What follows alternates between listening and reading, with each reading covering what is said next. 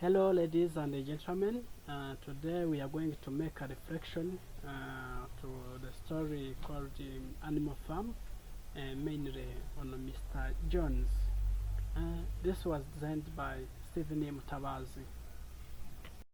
In this story, Mr. Jones was the owner of the farm.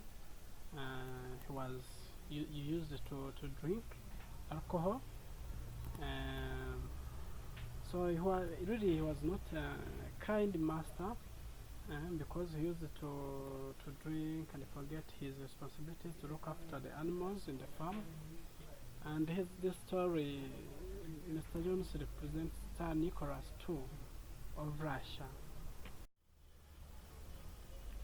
Mr. Jones used to drink and forget his responsibilities of looking after the farm, which was making the animals suffering a lot due to lack of someone who can look after them. So Mr. Jones was a man who used to drink a lot without thinking about the other responsibilities. He was taking drinking as the main responsibility to him, which really caused the animals to think about it and find a solution together so that they can overcome this issue.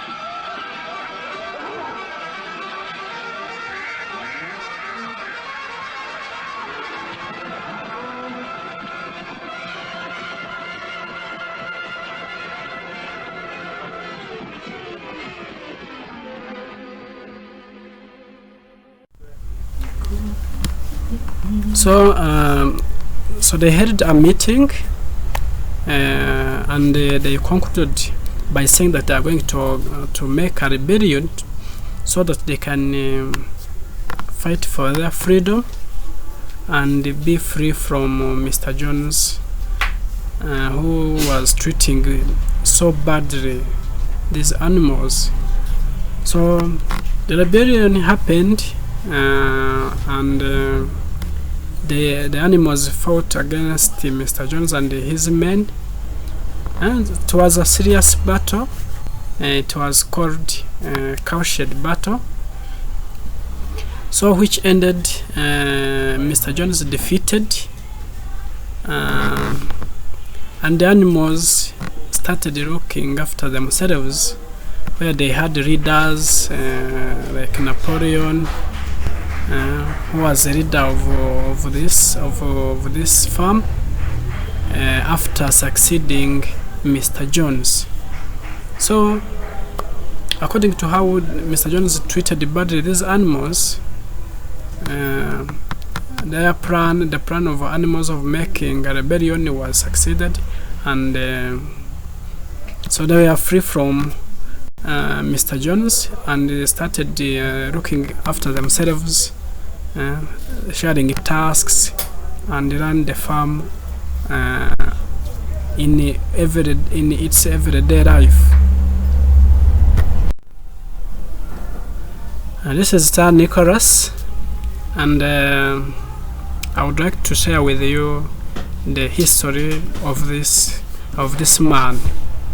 1917, a pivotal time during the First World War, and Russia's Tsar Nicholas II learns that his capital, Petrograd, is gripped by mutiny. He left army headquarters to reunite with his family at the Tsar's palace, just outside the capital. But this time, he never made it.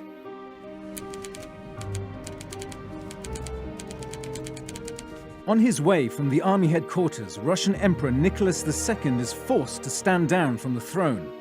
He signs the abdication and hands it over to the representatives of the Russian Provisional Government.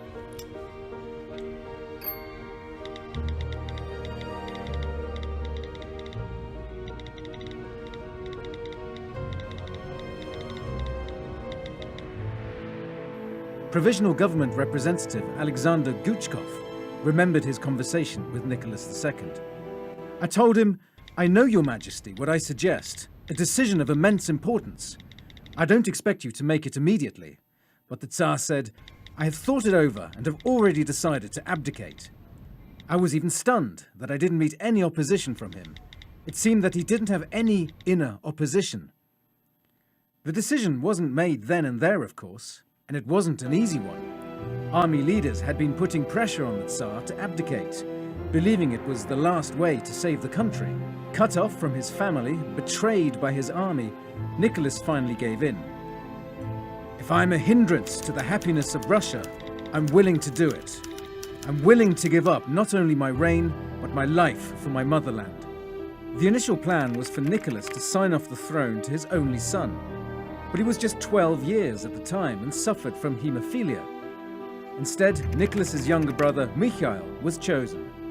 But it proved a disastrous decision for the monarchy as the empire collapsed and the crowd celebrated. The day after, Nicholas made a diary entry.